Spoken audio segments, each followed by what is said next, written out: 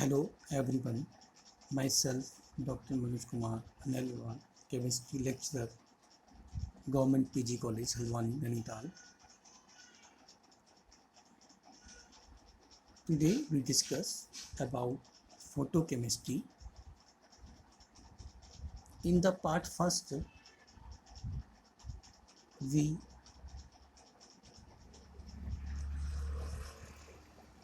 know about the introduction, what type of electromagnetic radiation we use in photochemistry, what is Born-Oppenheimer approximation principle, what is the different regions, what different type of spectroscopy we have, about the photochemical energy, thermal energy, about orbitals, different electronic transition, selection rules, Frank-Conon principle,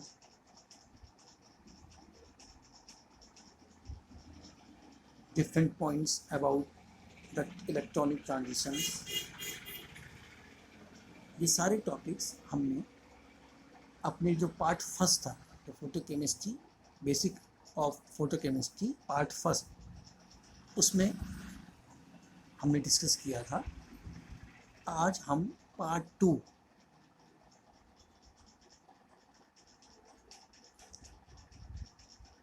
में basics of photochemistry के बारे में जानेंगे और हम आज start करेंगे जैबलॉन्स्की diagram से। इन photochemistry a molecule is raised from its ground state to excited state। जैसा मैंने आपको बताया था कि जो मॉलिक्यूल है वो यूवी विजिबल रेडिएशंस को एब्जॉर्ब कर लेता है और एक्साइट होता है ग्राउंड स्टेट से excited state. The molecule in excited state have shorter life time than usual and have more energy than the ground state. जब मॉलिक्यूल एक्साइटेड स्टेट में होता है तो उसकी जो लाइफ टाइम होता है बहुत कम होती है और उसकी एनर्जी क्या होती है, ज़्यादा। इसका मतलब वो क्या होता है, मोर रिएक्टिव। और ये जो एनर्जी है, एक्सेस एनर्जी उस एक्साइटिंग मॉलिक्यूल्स के पास, उस एनर्जी को वो लॉस करता है by more than one pathways. और वो जो डिफरेंट पाथवेज हैं जिसके द्वारा molecule dissipated its excess energy, उन सारे पाथवेज को जो दिखाया गया है वो दिखाया गया है with the help of Jablonski diagram. तो इसी में हम जो आगे फर्दर पॉइंट है, the molecule dissipated this excess energy which is he get by the absorption of UV visible radiation. जो उसने प्राप्त की थी जब उसने क्या किया था, यूवी विजिबल रेडिएशन को एब्जॉर्ब किया था। इस एक्सेस एनर्जी को वो डिसिपेटेड करता है, मतलब उसको लूज करता है by more than one pathways, एक से ज़्यादा पाथवेज के द्वारा। और ये जो several pathways by which a molecule in excited state dissipates its energy, इसको दिखाने के लिए जो डायग्राम है उसे हम बोलते हैं जैबलॉन्स्की डायग्राम। तो देखिएगा ये जैबलॉन्स्की डायग्राम बनाया गया है, इसमें आप नीचे हेडिंग पढ़ सकते हैं, जैबलॉन्स्की डायग्राम फॉर फोटोफिजिकल पाथवेज। ये डिफरेंट पाथवेज यहाँ पे दिखाए गए हैं। अगर आप इसमें थोड़ा सा ध्यान देंगे तो इसमें एस नॉट, मैंने आपको पहले बताया था, not for ground, S for singlet, ये ग्राउंड सिंगल स्टेट है। SE_S1 ये क्या है, first excited single state. SE_S2 क्या है, सेकंड एक्साइटेड सिंगल स्टेट। ये सारे सिंगल स्टेट हैं। और इसमें आप देखेंगे जो इलेक्ट्रॉन्स हैं वो क्या है, पेयर्ड, क्योंकि इसमें जो स्पिन मल्टीप्लिसिटी है वो क्या है, 1। तभी कौन सी स्टेट है, सिंगल स्टेट। आप देख सकते हैं तीनों ही स्टेट में जो इलेक्ट्रॉन्स हैं, ओवरऑल जो इलेक्ट्रॉन्स हैं उनका स्पिन क्या है, पेयर्ड है। ऐसी ट्रिपलेट स्टेट होती है T1 एंड T2। T1 क्या है, फर्स्ट एक्साइटेड ट्रिपलेट स्टेट, और T2 क्या है, सेकंड एक्साइटेड ट्रिपलेट स्टेट। और इसमें आप देखेंगे ट्रिपलेट स्टेट में क्या है, दोनों के जो स्पिन है वो क्या है, अनपेयर्ड है, इट मीन्स पैरेलल है। दूसरी चीज़ आपको यहाँ ध्यान रखनी है, जो ट्रिपलेट स्टेट है वो हमेशा उसकी जो एनर्जी है वो हमेशा कम होगी, किससे, सिंगल स्टेट से। T1 जो होगा वो हमेशा S1 के नीचे होगा, और जो T2 होगा वो S2 के नीचे होगा। ये चीज़ें आपको ध्यान रखनी है डायग्राम बनाते समय, क्योंकि ट्रिपलेट स्टेट में जो इलेक्ट्रॉन्स हैं वो पैरेलल हैं, यानी जो एनर्जी कंसिडरेशन अगर हम उसके बोलेंगे तो वो क्या है, मोर सिमेट्रिकल है, और इसलिए क्या है, ज़्यादा सिमेट्रिकल होने के कारण उनकी एनर्जी क्या है, कम है। अब आप देख सकते हैं जो ग्राउंड स्टेट सिग्नल स्टेट हो, चाहे S1 हो, चाहे S2 हो, चाहे T1 हो, चाहे T2 हो, उसमें अलग अलग हमने हॉरिजॉन्टल लाइंस खींची है। तो ये क्या है, ये डिफरेंट वाइब्रेशनल एनर्जी लेवल्स हैं। आपको मैंने जब पहले बताया था बॉर्न ऑप्टिमम अप्रॉक्सीमेशन में कि हर इलेक्ट्रॉनिक स्टेट में डिफरेंट वाइब्रेशनल स्टेट होती है, और हर वाइब्रेशनल स्टेट में डिफरेंट रोटेशनल स्टेट होती है। तो यहाँ पे हमने रोटेशनल स्टेट को कंसिडरेशन नहीं दिया है, यहाँ पे हमने सिर्फ क्या शो की है, वाइब्रेशनल स्टेट। तो आप देख सकते हैं जो ग्राउंड सिंगल स्टेट है S0, उसमें डिफरेंट क्या है, वाइब्रेशनल स्टेट। ऐसी S1 में डिफरेंट वाइब्रेशनल स्टेट है, ऐसी S2 में भी डिफरेंट वाइब्रेशनल स्टेट है, ऐसी T1 में भी है और ऐसे T2 में भी है। अब जब मॉलिक्यूल क्या करेगा, एब्जॉर्ब करेगा अ फोटोन ऑफ लाइट, क्योंकि आप जानते हैं light proceed through a stream of particles known as quanta और photon which have energy equal to h। तो जब मॉलिक्यूल ने क्या करा, लाइट को एब्जॉर्ब किया, तो उसमें क्या हुआ, एक्साइटेशन। यही फोटोकेमिस्ट्री। फोटोकेमिस्ट्री होगी तब जब कोई मॉलिक्यूल क्या करेगा, एब्जॉर्ब रेडिएशंस करेगा। तो मॉलिक्यूल क्या हुआ, ने एनर्जी को एब्जॉर्ब किया, वो एक्साइट हुआ, तो उसको दिखाया गया। आप देखेंगे मॉलिक्यूल कहाँ चले गया, कंपाउंड S0 टू S2। अब आप देखिए तो मॉलिक्यूल एक्साइट हो गया ग्राउंड सिग्नल स्टेट से सीधे सेकंड एक्साइटेड सिग्नल स्टेट। लेकिन सेकंड एक्साइटेड सिग्नल स्टेट कहाँ पे हुआ है, उसके हायर वाइब्रेशनल लेवल्स पे हुआ है। देखिए आप टॉप में गया। अब ये कौन सी स्टेज है, ये एक्साइटेड स्टेट है। अब इस एक्साइटेड स्टेट से मॉलिक्यूल का रिटर्न होगा कहाँ, ग्राउंड सिग्नल स्टेट में, और अलग अलग प्रोसेस के द्वारा होगा, अलग अलग पाथवेज के द्वारा होगा। उन सारे पाथवेज को जो दिखाया गया है वो एक डायग्राम के द्वारा दिखाया गया है, जिस डायग्राम को हम बोलते हैं जेप्लॉन्स्की डायग्राम। अब आप देखेंगे क्या हुआ कि S2 की जो हायर वाइब्रेशनल स्टेट थी उससे मॉलिक्यूल कहाँ आया, नीचे आया। कहाँ, S2 के ग्राउंड वाइब्रेशनल स्टेट।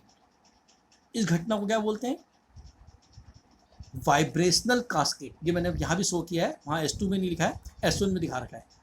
S1 की हायर वाइब्रेशनल लेवल से S1 के लोअर वाइब्रेशनल लेवल पे। तो this is called vibrational cascade और रिलैक्सेशन। मतलब क्या हुआ, जो उसकी वाइब्रेशनल एनर्जी है वो लॉस्ट हुई। अब अगर आप देखेंगे इसमें दो तरह के एरो हमने शो किए हैं रिटर्न में। एक हमने जिगजैग बैनर का एरो दिखाया गया है और एक स्टेट एरो दिखाया है। तो जिगजैग वाला जो एरो है और एक स्टेट एरो है, ये दोनों अलग अलग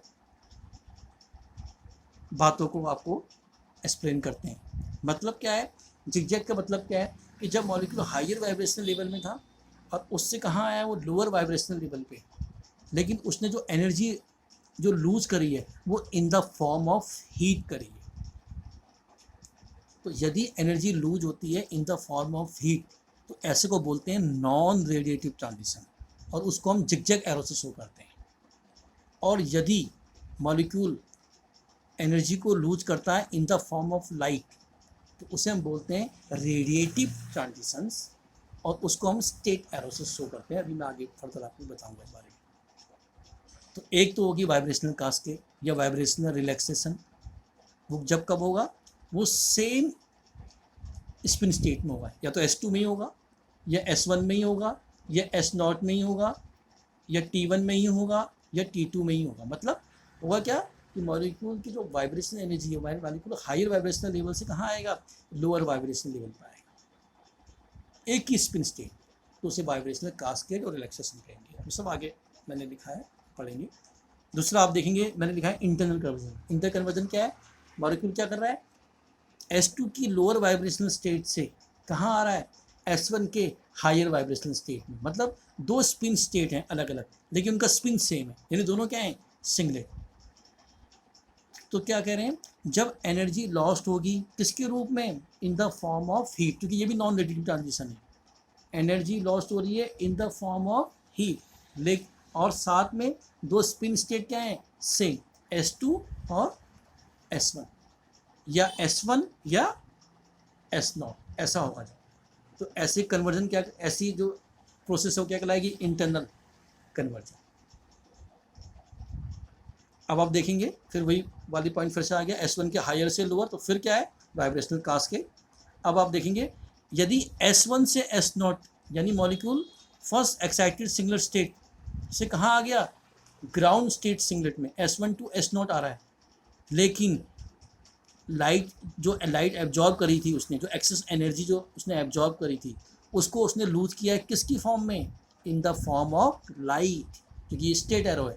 इस घटना को मैंने F लिखा है, इसका मतलब ये क्या है, फ्लोरोसेंस, ये फ्लोरोसेंस की घटना है। अगर S1 की ग्राउंड स्टेट से मॉलिक्यूल कहाँ चले गया, T1 की हायर वाइब्रेशनल लेवल पे, और अभी भी वो ट्रांजिशन जो एनर्जी है वो लूज कर रहा है इन द फॉर्म ऑफ हीट, लेकिन दोनों की स्पिन स्टेट क्या है, अलग अलग, एक सिंगलेट है और एक ट्रिपलेट। तो इसको बोला जाता है इंटर सिस्टम क्रॉसिंग, ISC। अब फिर T1 के हायर से कहाँ जा रहा है, T1 के लोअर, या अगेन क्या है, वाइब्रेशनल कास्केड है। अब आप देखेंगे T1 के लोअर से कहाँ गया, S0 में, मतलब T1 से S0, तो T1 से जब S0 गया,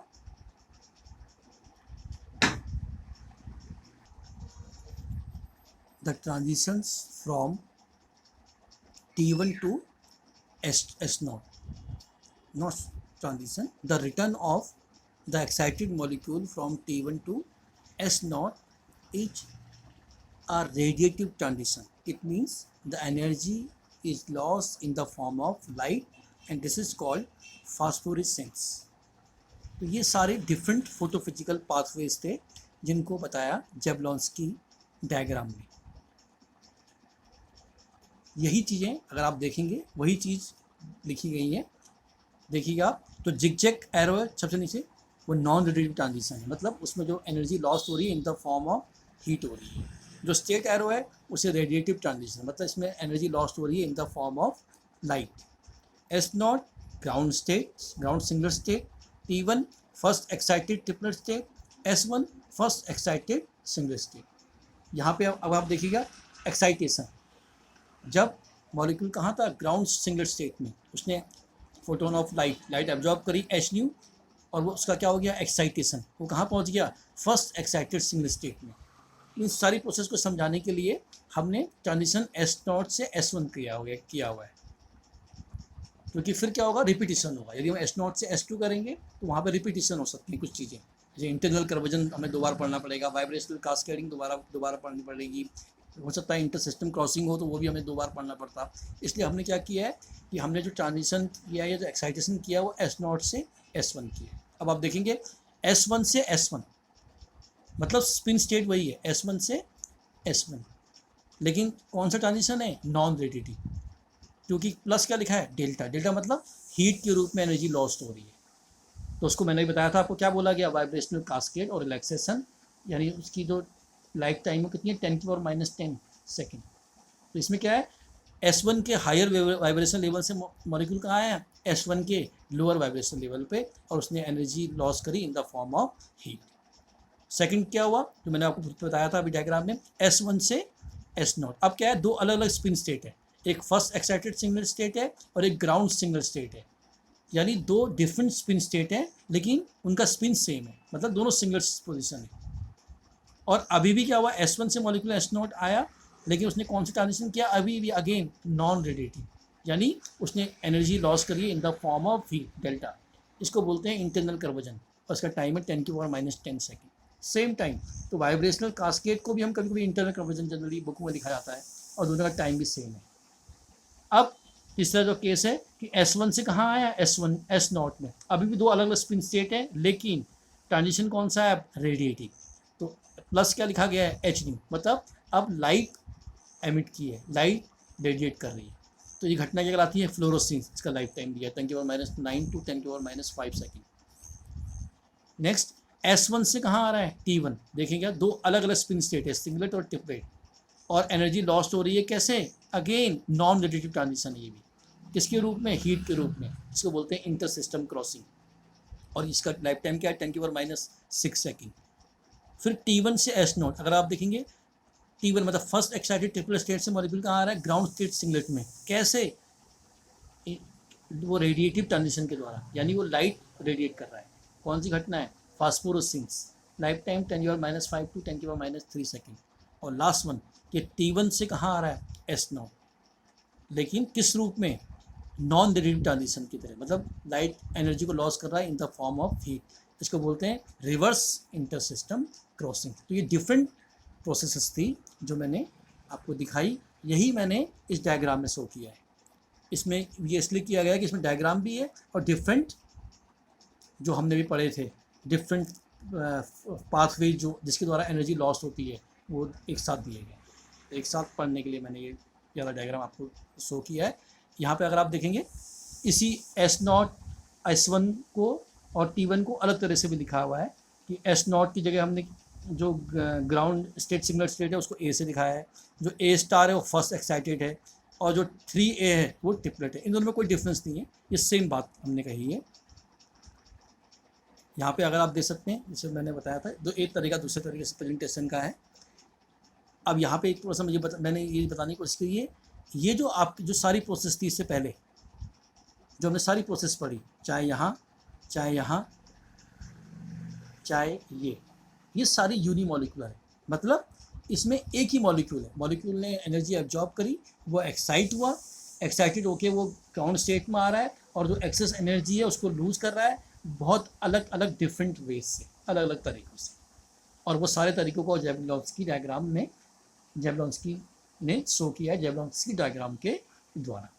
ये सारे जो थे यूनिमॉलिक्यूलर, इसके अलावा बाई मॉलिक्यूलर भी हो सकता है। बाई मॉलिक्यूलर मतलब जहाँ कितनी मॉलिक्यूलरिटी, मतलब दो, जिसमें जहाँ रिएक्टेंट क्या हो, दो लोग रिएक्ट कर रहे हैं। तो जैसे आप देख सकते हैं A*, मतलब ये A* से हम कन्फ्यूज मत होइएगा, ये है फर्स्ट एक्साइटेड सिंगलेट स्टेट, मतलब ये मॉलिक्यूल कौन है, जो एक्साइटेड मॉलिक्यूल है। तो जो एक्साइटेड मॉलिक्यूल है वो किससे रिएक्ट कर रहा है, सॉल्वेंट के साथ, वो दो हो गए इसलिए बाई मॉलिक्यूलर। तो क्या हो सकता है कि जो एक्साइटेड मॉलिक्यूल है वो ग्राउंड स्टेट में आ जाए, और सॉल्वेंट एज इट इज रहा, और जो एक्साइटेड मतलब जो एनर्जी जो एक्सेस एनर्जी थी वो लूज कर दे in the form of heat. इसे बोलते हैं सॉल्वेंट क्वेंचिंग, कि सॉल्वेंट से इंटरेक्ट करके क्या हुआ, जो मॉलिक्यूल की एक्साइटेड सिंगल स्टेट थी वो मॉलिक्यूल कहाँ आ गया, उससे ग्राउंड स्टेट, और एनर्जी जो थी वो लूज हो गई इन द फॉर्म ऑफ हीट, तो क्वेंच कर दिया, सॉल्वेंट क्वेंच। ऐसी सेल्फ क्वेंचिंग होती है। क्या हुआ कि एक ग्राउंड स्टेट मॉलिक्यूल ने एक्साइटेड जो मॉलिक्यूल था उससे रिएक्ट किया, और दोनों कहाँ आ गए, ग्राउंड में, और एनर्जी लॉस हो गई इन द फॉर्म ऑफ हीट, इसे बोलते हैं सेल्फ क्वेंचिंग। ऐसी इम्प्योरिटी क्वेंचिंग, मतलब कोई मॉलिक्यूल में इम्प्योरिटी मौजूद हो, उसने अगर आप जो एक्साइटेड सिंगल स्टेट थी, first excited single state molecule की, जो आफ्टर एक्साइटेशन मॉलिक्यूल जिस सिंगल स्टेट में गया था, एक्साइटेड सिंगल स्टेट में गया था, उससे इंटरेक्ट किया, फिर उसकी एनर्जी जो वो लूज हो गई, और वो मॉलिक्यूल कहाँ आ गया, ग्राउंड स्टेट में आ गया। इसे बोलते हैं इम्प्योरिटी क्वेंचिंग। और एक और केस है, ये थोड़ा इंपॉर्टेंट केस है, जिसमें क्या होता है, कोई मॉलिक्यूल बी रिएक्ट करता है।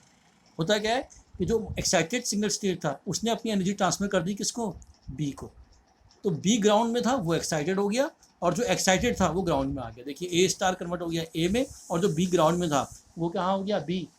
इसे बोलते हैं इलेक्ट्रॉनिक एनर्जी ट्रांसफ़र या इंटर मॉलिक्यूलर एनर्जी ट्रांसफ़र, क्योंकि दो अलग अलग हैं। तो ऐसा भी होता है, और जब ऐसा होता है तो ये बाई मॉलिक्यूलर फोटोकेमिकल रिएक्शंस के नाम। ये सिर्फ इसलिए मैंने आपको बताने की कोशिश की थी। अब ये देखिए, वही जो बात मैंने बोली, सारी बातें यहाँ पे फिर से आ रही है, मैं आप रिपीट नहीं करूँगा।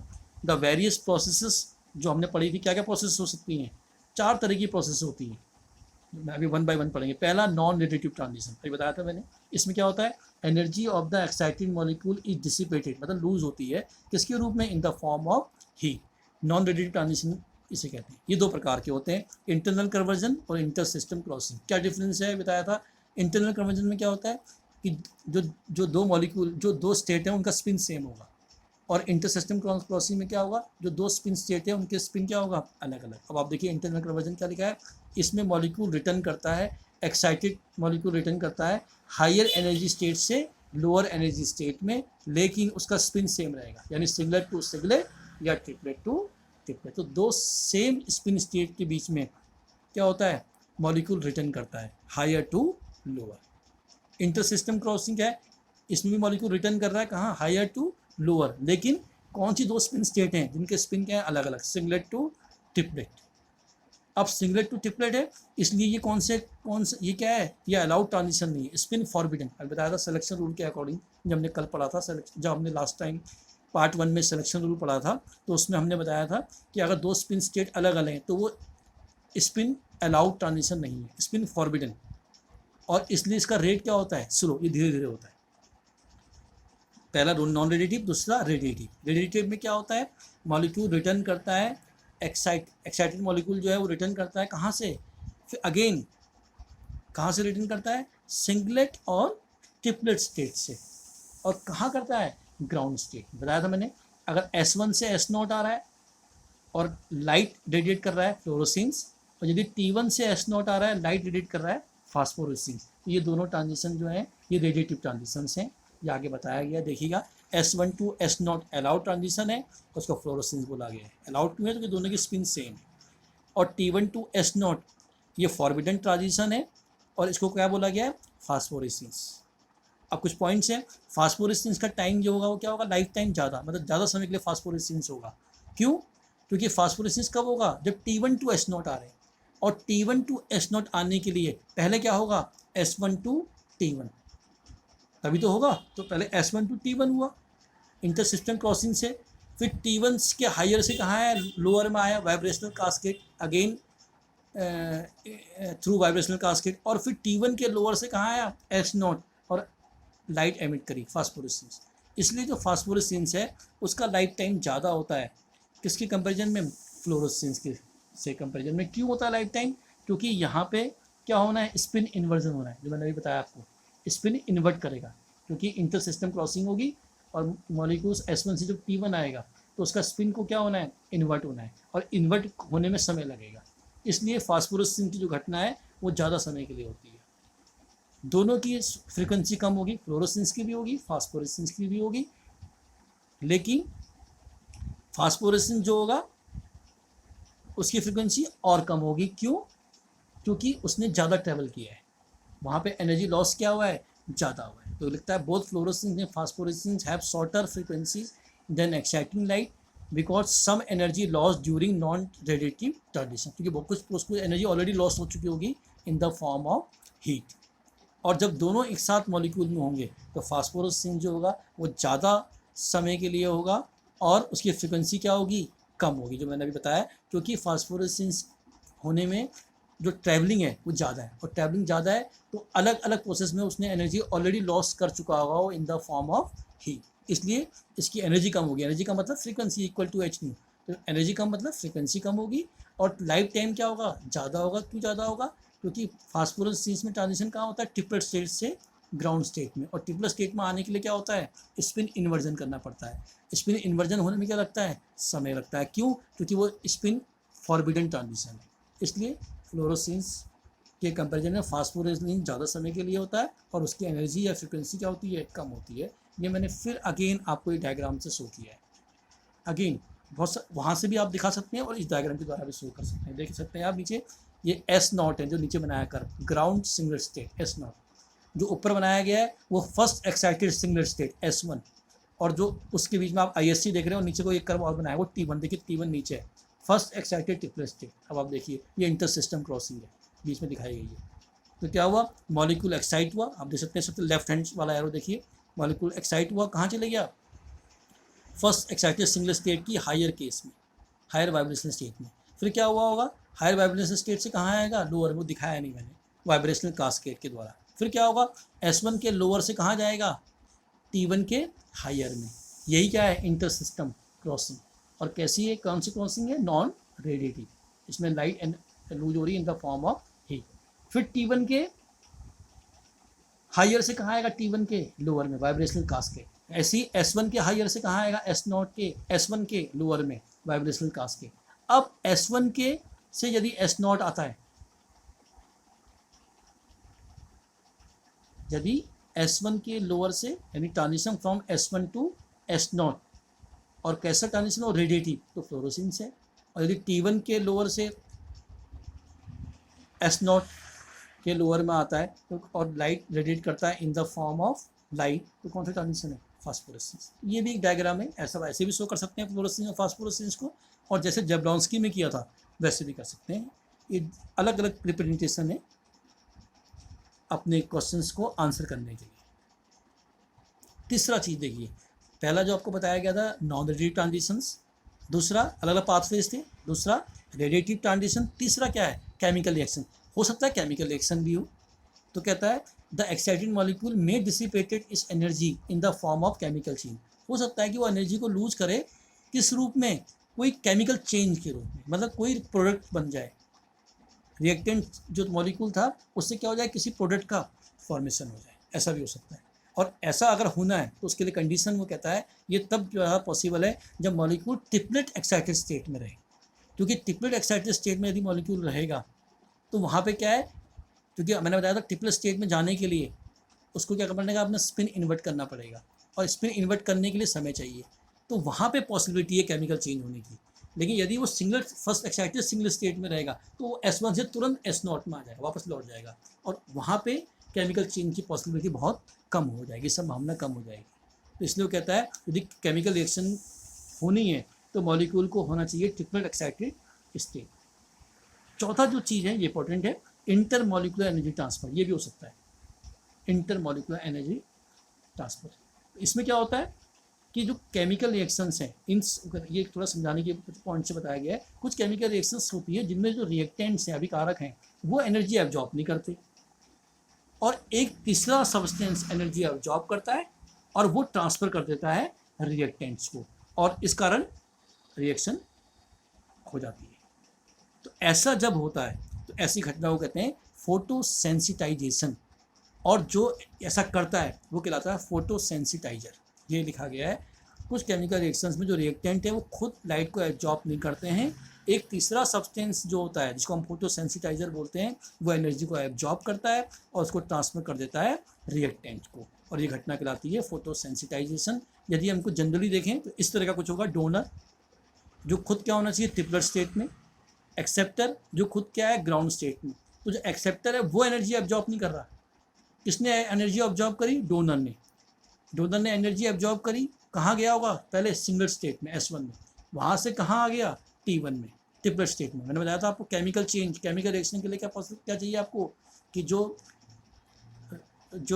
मॉलिक्यूल वो कहाँ प्रेजेंट रहे, ट्रिपलेट स्टेट में।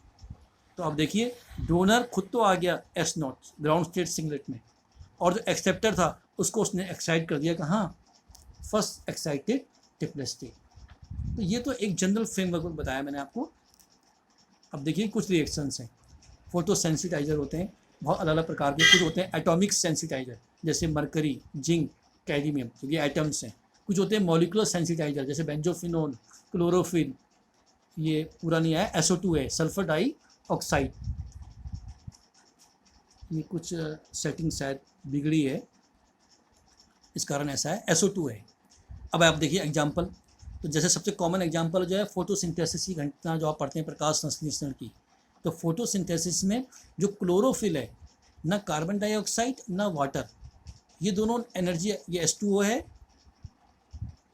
और ये कार्बन डाइऑक्साइड है CO2, ये कुछ डिस्टर्ब हुआ है ऐसा है तो थोड़ा ध्यान रखिएगा। 6 CO2 प्लस 6 H2O, जो 2 है वो मिसिंग है, आप समझिएगा 2 नहीं है इसमें, O2 में 6 O है तो वो O2 है, तो इसमें 2 शायद मिस हो गया है या बहुत छोटा हो, दिख नहीं रहा हो, जो भी है।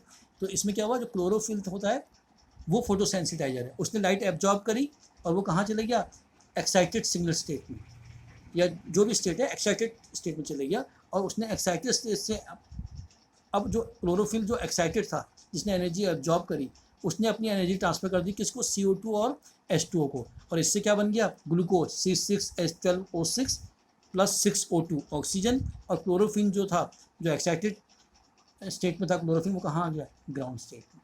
तो ये घटना कौन सी रिएक्शन कहलाएगी, फोटोसेंसिटाइजेशन रिएक्शन है, और इसमें कौन फोटोसेंसिटाइजर है, क्लोरोफिल। ऐसे आप देखेंगे ये इथाइलिन है C2H4, और क्या हुआ, इथाइलिन ने एनर्जी एब्जॉर्ब नहीं करी, किसने करी, मरकरी ने एनर्जी एब्जॉर्ब करी, मरकरी एक्साइटेड हो गया, एक्साइटेड स्टेट में चले गया। एक्साइटेड स्टेट में जो मरकरी है उसने इंटरेक्ट किया इथाइलिन के साथ, मरकरी तो ग्राउंड स्टेट में आ गया, लेकिन इथाइलिन का मॉलिक्यूल क्या हो गया, एक्साइटेड, और जो इथाइलिन का मॉलिक्यूल है वो कन्वर्ट हो गया, एक्साइटेड इथाइलिन का मॉलिक्यूल कन्वर्ट हो गया एसिटिलीन में, C2H2 में, और बाहर क्या चली गई, हाइड्रोजन गैस। ऐसी तीसरा, इसमें सल्फर डाइऑक्साइड जो है वो फोटोसेंसिटाइजर है, वो एनर्जी एब्जॉर्ब करता है और ट्रांसफर कर देता है सिस टू ब्यूटीन को, और सिस टू ब्यूटीन फाइनली कन्वर्ट हो जाता है ट्रांस टू ब्यूटीन। ये सारे एग्जाम्पल किसके हैं, फोटोसेंसिटाइजर। ऐसी देखिएगा ये एग्जाम्पल है डायरेक्ट इरिडेशन ऑफ 1,3-ब्यूटाडाइन। जब 1,3-ब्यूटाडाइन को इंटरेक्ट कराते हैं इलेक्ट्रोमैग्नेटिक रेडिएशन से, जो कि यूवी विजिबल रेंज के हैं, तो क्या होता है, वो क्या बनाता है, साइक्लोब्यूटेन और bicyclobutane with minor amounts of dimer. देखिए ये S0 है यहाँ पे, ये बताइए ग्राउंड, ये 1,3-ब्यूटाडाइन की ग्राउंड सिंगल स्टेट है, और ये S1 है, ये ग्राउंड 1,3-ब्यूटाडाइन की फर्स्ट एक्साइटेड सिंगल स्टेट है। अब अगर आप यहाँ देखेंगे तो जो 1,3-ब्यूटाडाइन है उसकी जो फर्स्ट एक्साइटेड ट्रिपल स्टेट है T1, वो S1 से 47.64 किलो कैलोरी पर मोल नीचे है। मतलब यहाँ पे जो S1 है और जो T1 है उसका गैप क्या है, ज़्यादा है। इसलिए क्या होता है कि जब हम डायरेक्ट इरिडेशन करते हैं 1,3-ब्यूटाडाइन का, तो हमें क्या प्राप्त होते हैं, साइक्लोब्यूटेन और बाईसाइक्लोब्यूटेन। क्यों, तो इसलिए इसमें जो प्रोडक्ट हमको मिलता है वो कहाँ से मिलता है, फर्स्ट एक्साइटेड सिंगल स्टेट से मिलता है, फर्स्ट एक्साइटेड ट्रिपलेट स्टेट से नहीं मिलता। क्यों नहीं मिलता, क्योंकि यहाँ S1 to T1 यानी इंटर सिस्टम क्रॉसिंग नहीं होती, लिखा है इसने, इंटर सिस्टम क्रॉसिंग एफिशिएंसी इन 1,3-ब्यूटाडाइन अप्रोचेज 0।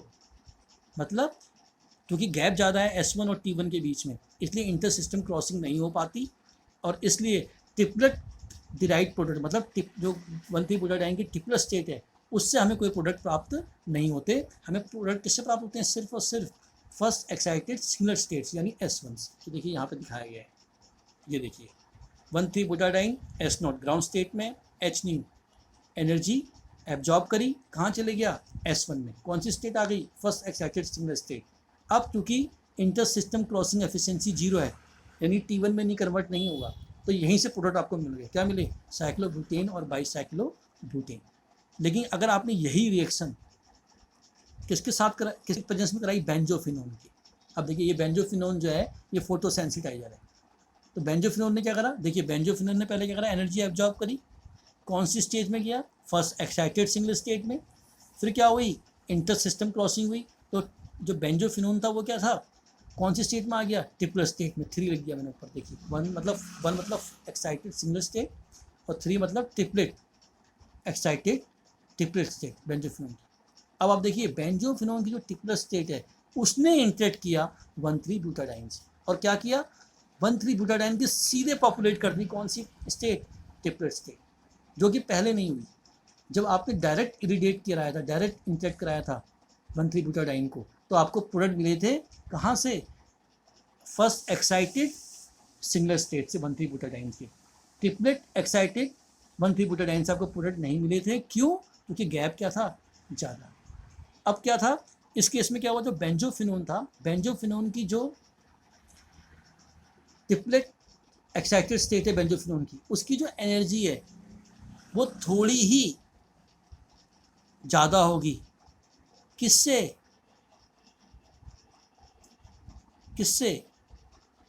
1,3-ब्यूटाडाइन की ट्रिपलेट स्टेट से। इसलिए यहाँ पे एनर्जी ट्रांसफ़र हुआ, और उसने क्या किया, अपनी जो बेंजोफिनोन था उसकी ट्रिपलेट एक्साइटेड स्टेट थी, उसने अपनी एनर्जी ट्रांसफ़र कर दी किसको, 1,3-ब्यूटाडाइन को, और 1,3-ब्यूटाडाइन सीधे कहाँ पॉपुलेट कर गया, कहाँ चले गया, ट्रिपलेट एक्साइटेड स्टेट में, और बेंजोफिनोन कहाँ आ गया, ग्राउंड स्टेट। अब जो 1,3-ब्यूटाडाइन की ट्रिपलेट स्टेट है उसने इंटरेक्ट किया किसके साथ, 1,3-ब्यूटाडाइन की दूसरे मॉलिक्यूल के साथ जो ग्राउंड स्टेट में, और दोनों ने आपस में इंटरेक्ट की, आपस में रिएक्ट किया, और ये कंपाउंड, दो कंपाउंड का फॉर्मेशन किए, ये डाइमर्स कहलाते हैं। तो ये दोनों सिर्फ डाइमर्स बनाए। तो आप देख सकते हैं कितनी स्टीरियोकेमिस्ट्री डिफरेंट है, कि जब आपने डायरेक्ट इरिडेट किया आपको डिफरेंट प्रोडक्ट मिले, जब आपने बेंजोफिनोन के साथ वही रिएक्शन कराई तो आपको डिफरेंट प्रोडक्ट मिले। इसीलिए बोला जब आपने पढ़ा था शुरू में, ये हाईली स्टीरियो स्पेसिफिक है। और यहाँ पे कंपाउंड की जो स्टीरियोकेमिस्ट्री है वो बहुत डिफरेंट रहती है, ये डिफरेंट होती है। ये कुछ लॉज हैं, लॉज ऑफ फोटोकेमिस्ट्री। पहला लॉज है फर्स्ट लॉ और ग्रोथर्स ड्रॉपर लॉ, और सेकंड लॉ है Einstein law, Stark law of photochemical equivalence. इनमें कुछ बातें कही गई है, जैसे जो ग्रोथर्स ड्रॉपर लॉ है वो कहता है कि जब लाइट रेडिएट करती है किसी सब्सटेंस पे, तो जो लाइट जो एब्जॉर्ब होती है वही केमिकल चेंज लाती है, जो रिफ्लेक्ट हो गई या जो ट्रांसमिट हो गई उसके द्वारा कोई केमिकल चेंज नहीं होता है। मतलब जो लाइट एब्जॉर्ब होगी वही केमिकल चेंज के लिए रिस्पॉन्सिबल है, जो लाइट रिफ्लेक्ट हो गई या जो ट्रांसमिट हो गई वो कोई केमिकल चेंज नहीं लाएगी। तीसरा, ये जो लॉ है प्योरली क्वालिटेटिव है। क्वालिटेटिव है क्योंकि ये कोई रिलेशनशिप की बात नहीं करता, ये नहीं कहता कि कितनी लाइट एब्जॉर्ब हुई और कितने मॉलिक्यूल ने रिएक्ट किया, ऐसा कोई रिलेशन आपको नहीं दिखा रहा है। ये तो कह रहा है कि जब लाइट एब्जॉर्ब होगी तभी केमिकल चेंज होगा, ये तो उसने बताया, लेकिन कोई क्वांटिटेटिव रिलेशनशिप नहीं दिया।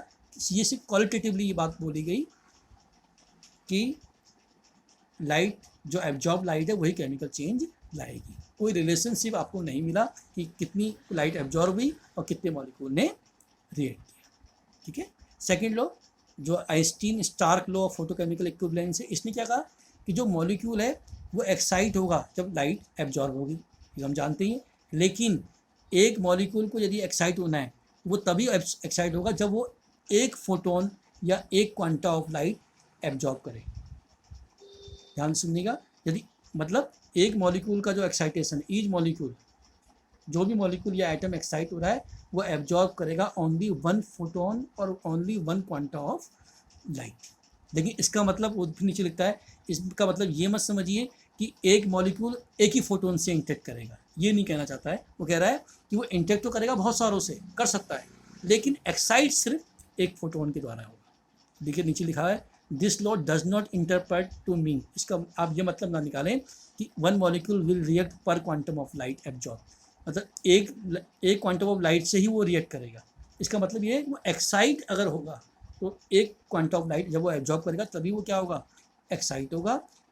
इंटरेक्ट वो एक से ज़्यादा से कर सकता है।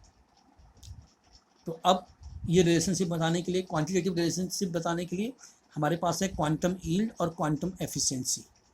तो क्वांटम यील्ड क्या है, तो क्वांटम यील्ड को हम दो तरह से रिप्रेजेंट करते हैं, in the form of reactant, in the form of product. तो quantum yield of the reactant क्या है, number of molecules reacting upon number of quantum of light absorb, कितने फोटोन, कितने क्वांटम ऑफ लाइट एब्जॉर्ब हुए और कितनों ने react किया। तो ये क्या हो गई क्वांटम एफिशिएंसी किसकी, रिएक्टेंट की। ऐसी क्वांटम एफिशिएंसी या यील्ड प्रोडक्ट की क्या है, कितने क्वांटम ऑफ लाइट एब्जॉर्ब हुए और कितने प्रोडक्ट बने। बात एक ही है, चाहे आप रिएक्टेंट के क्रम में फॉर्मूला लिख लीजिए चाहे प्रोडक्ट के क्रम में लिख लीजिए। तो quantum yield of the product equal to number of products form upon number of quantum of light absorb, कितनी लाइट एब्जॉर्ब हुई कितने प्रोडक्ट बने, या कितनी लाइट एब्जॉर्ब हुई कितना मॉलिक्यूल ने रिएक्ट किया। ये जो फॉर्मूला से हम जब निकालेंगे इससे हम क्या निकाल सकते हैं, किसी भी रिएक्शन की क्वांटम यील्ड और क्वांटम एफिशिएंसी। अब वो कहता है यदि ये लॉ करेक्ट है तो क्वांटम यील्ड क्या होनी चाहिए, शुड बी यूनिटी। मतलब अगर 10 HU मतलब 10 फोटोन ऑफ लाइट एब्जॉर्ब हुए, अगर 10 ही मॉलिक्यूल रिएक्ट करें तो कितना हो गया 10/10 यानी 1। यदि 10 फोटोन ऑफ लाइट एब्जॉर्ब हो और 10 प्रोडक्ट बन जाए तो कितनी एफिशिएंसी हो गई 10/10 यानी 1। यानी ये अगर ये लॉ सही है तो क्वांटम यील्ड को क्या होना चाहिए, यूनिटी 1 होना चाहिए, लेकिन ऐसा होता नहीं है, दिस इज़ वेरी रेयर। या तो क्वांटम यील्ड बहुत हाई होती है या बहुत लो।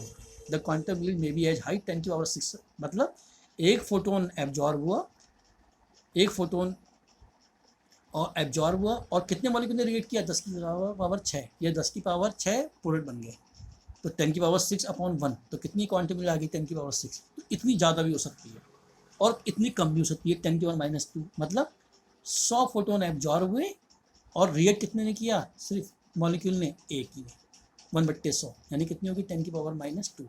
तो क्वांटम यील्ड लो भी हो सकती है और हाई भी। अब इसके रीजन्स हैं कुछ, लो क्वांटम यील्ड के रीजन्स देखिए क्या है।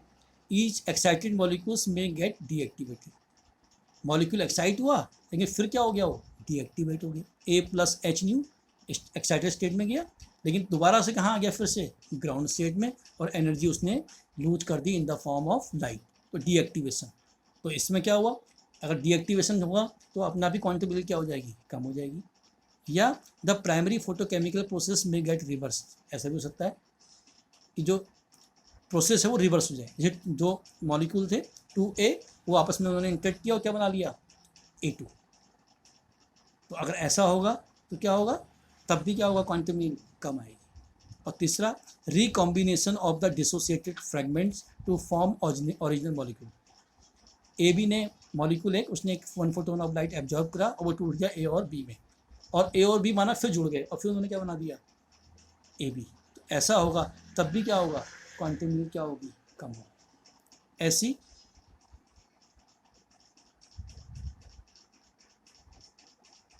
यहाँ पे ध्यान रखिएगा, ये रीजन जो अब जो है ये ऑफ हाई क्वांटम ईल्ड, ये लो नहीं है, इसको मैं करेक्ट करूँगा बाद में। ये reason of for high quantum yield है, लो तो हम पढ़ चुके हैं। तो हाई क्वांटम ईल्ड कब होगी, जब reaction subsequent to the primary reaction. अब देखेंगे ए बी ने एक मॉलिक्यूल एब्जॉर्ब किया, फोटोनों का एक फोटोन का लाइट का मॉलिक्यूल एब्जॉर्ब किया, 1 फोटोन ऑफ लाइट एब्जॉर्ब करी और वो टूट गया ए और बी में।